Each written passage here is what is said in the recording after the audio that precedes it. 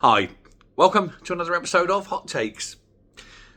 There is a rebellion growing within the Labour Party over the welfare cuts. This is well known, well recorded. Indeed, we've done many versions of this story to date so far. However, this one's a nice one because there's now been an amendment to the bill put forward. It's not a wrecking amendment, but it is a delaying amendment where they're demanding that a full inquiry goes ahead and a full impact assessment goes ahead before any further action takes place.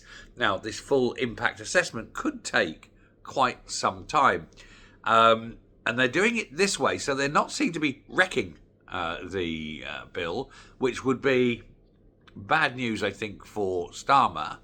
He likes the bill so much. But if they put in this holding amendment while the assessments go through, it's seen as being, well, we want to make sure we get it right. And therefore, it's basically wrecking the bill, but without actually wrecking the bill.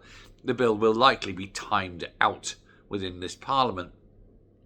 That's the whole point, of course. But the rebels are standing firm. The whips, what's left of the whips, have been around and trying to threaten them. But the rebels are saying no, they're not having any of it, and they're actually telling the whips to sod off, to go away. They're not listening to the whips.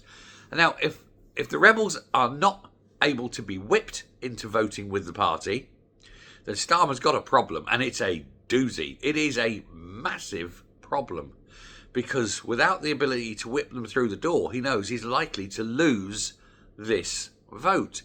So, will he allow the amendment to go through, just simply to save face?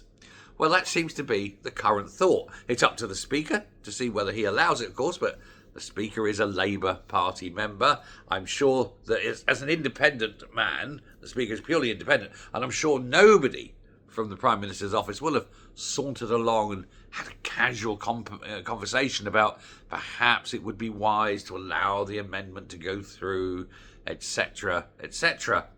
We shall find out later what the Speaker's decision is. The vote is next week, next Tuesday, so they've got very little time in which to start sorting this problem out. But as it stands, and given the number is now in excess of 170 MPs saying they're going to vote against it and rebel, Labour can't win, assuming the opposition all vote against it too. Problem is, a lot of the opposition actually quite like the idea of cutting the welfare bill, but this is too good an opportunity to give Starmer a black eye. So they probably will vote with the rebels, just to shove Starmer's face down in it like a naughty puppy. Thanks very much. Bye.